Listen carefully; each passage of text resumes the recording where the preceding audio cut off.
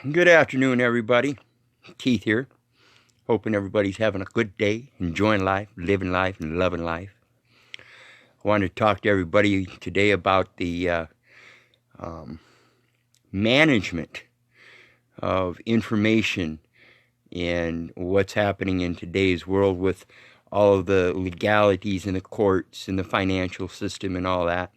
And I want to start out with one of the biggest problems that we have is everybody seems to think that these government actors are violating the law, which in fact they are. But we have to remember that these people are brought up in the exact same system we are and are actually caught up in the cognitive dissonance just like we are. And what it boils down to is that when this system was instituted and gradually changed, as it's still changing today, the system itself has a pretty good design. The problem is that people are down here when we should be up here. And that's why I say, if you look at the post, its header is Fiscal of Bureau of Fiscal Management, subject or not subject to intercept. And what I want to point out here is that not subject to intercept is a very important phrase in regards to our status. Like I was saying, we are not subject to intercept.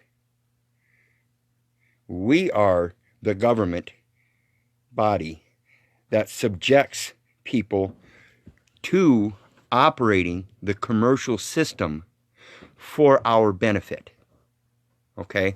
And when it comes down to it, all these processes and everything are valid if you're doing it on the basis of correcting the record.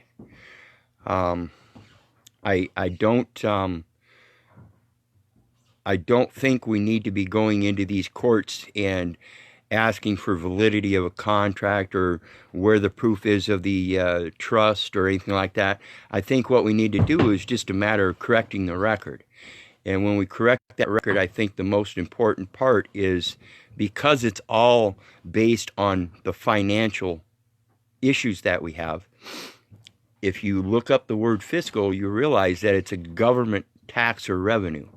It relates strictly to government taxes and revenue, and that's the fiscal management. That's the commercial management, is what they're doing there. And if you've heard me on some of my other videos speak about Sam, we talk about Uncle Sam. Who is your Uncle Sam? Uncle Sam is SAM, all capital letters. Systems Acquisition Management. Now, the system is a commercial system, and therefore it's all related directly to the fiscal management. Now, this fiscal management, you've heard me, and I've done a video on TOP, Treasury Offset Program. Now, the Treasury Offset Program, when you call them up, they are actually under the fiscal management. They are a branch of the fiscal management. Okay, and so when you call up the Treasury Offset Program and to find out if there's any debts listed on your person, whether it be public or private, they will tell you yes or no and let you know that if it's yes, who those claims are made by. And so what I want to point out here is that phrase, not subject to intercept. In 1934, we have a Communications Act. And in that and you recognize that date there, 1934, that's the New Deal setup. 1933 was the Emergency Banking Act. That's when they established the Securities Exchange Commission and all that. The not subject to intercept is your status. You are either subject to intercept or not subject. And what it is they're collecting all this information. They're intercepting your intangible information. And that is what we need to correct. Okay? That's what we're doing all these PMAs and estate trusts and all that about. I think the best place to start is the fiscal, like I said, the Bureau of Fiscal Management. And so this next week, I'm going to see if I can get a hold of them and ask them some questions, and then I'll come back and do another video. But in the meantime, I hope everybody else would do their own research on that as well. Not subject to intercept, Bureau of Fiscal Management, and Communication Act. I'm going to go over and start reading this Communication Act myself here in a minute. But I wanted to hop on and explain to everybody, I don't think we need to be raising up in arms. We already know it's all just a misconception, an error, and like I said at the beginning of the video here, most of us think they're violating the law, which they are, but again, they're in the cognitive dissonance, so we have to accept it as an error on their part as well. And so while we're educating ourselves, we need to educate them.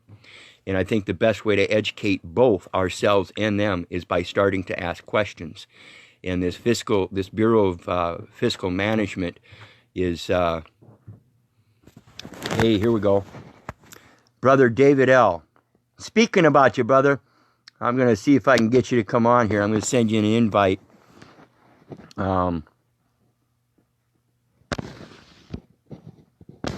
Let's see here.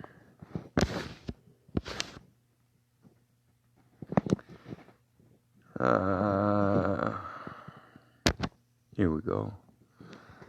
Let's see. We're going to see if we can get David L. to come on, because he knows about this not subject to intercept. Okay. I've got an invite out to you, David. Hoping you'll accept and come on real quick. We're talking about that not subject to intercept from the Bureau of Fiscal Management. And it's a very important thing that they know that we are not subject to intercept. Like I said, it's the Bureau of Fiscal Management, which is part of the Department of Treasury and all that. It's through the U.S. Department of State. And like I said, they know, the people higher up in these government levels know about this stuff, but we don't. So we have to start asking questions and then showing these answers to these other public servants and having them contact the required fiduciary in regards to this. And that is, let me try again here, David.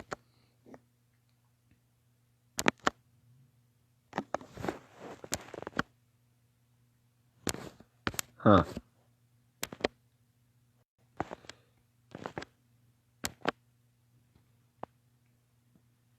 Says I've got an invite out to you.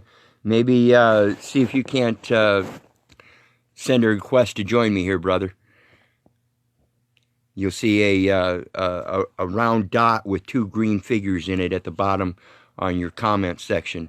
Hit that and see if you can send a request. But basically it goes back to just correcting the record. That's all we got to do.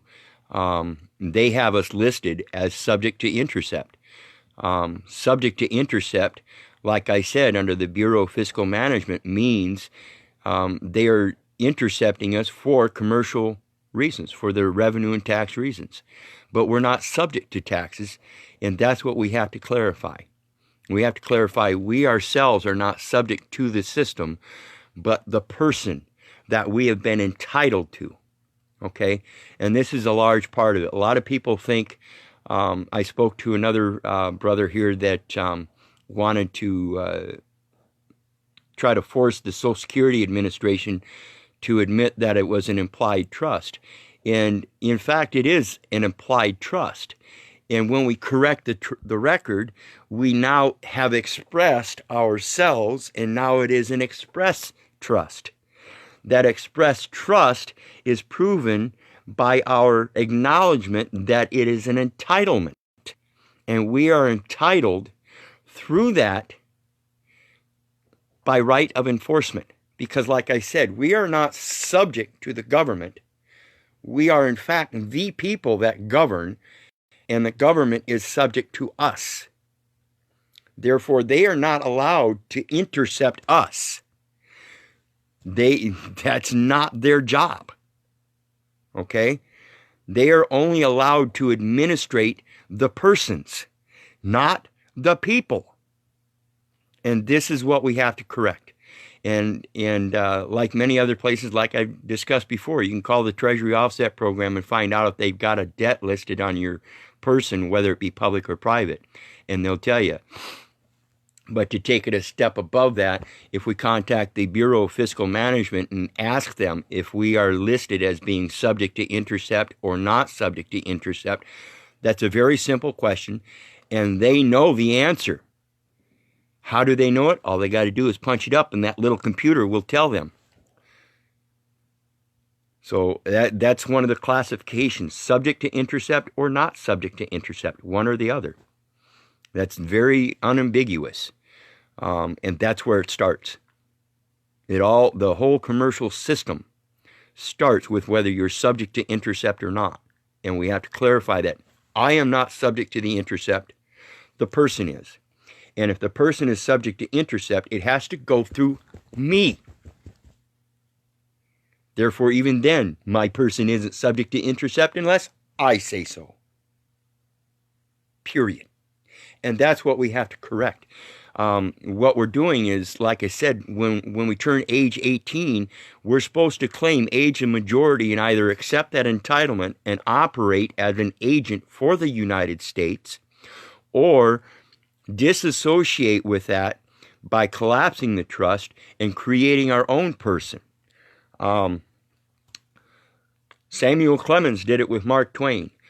The artist formerly known as Prince did it with a symbol, a brand. Just like the cowboys did with their brands. He made a symbol. It wasn't considered a name, it was a symbol. So that takes us completely out of the realm of names, period, whether it be a proper name or anything, and shows that there is a complete separation. Because it's not a name, it's a brand. It's a single symbol by itself that you design, that you artfully draw, that you artfully draft. Remember, the definition of draft is a banker. If you're writing a check, you're not the banker.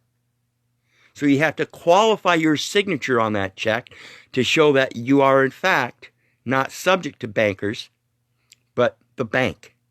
You are the bank. That's where they get their credit from. Okay? So anyway, think about this stuff, people. And I'm going to go get studying on this Communication Act, see if I can find some more information. And like I said, I'll get a hold of the Bureau of Fiscal Management this week and ask them a couple of questions in regards to this intercept, and come back with another video later in the week. In the meantime, remember, if it wasn't for you guys, I wouldn't be doing this. God bless. Love you. Have a great day. In the meantime, I'll get a hold of you, Dave. We'll talk some more. Bye.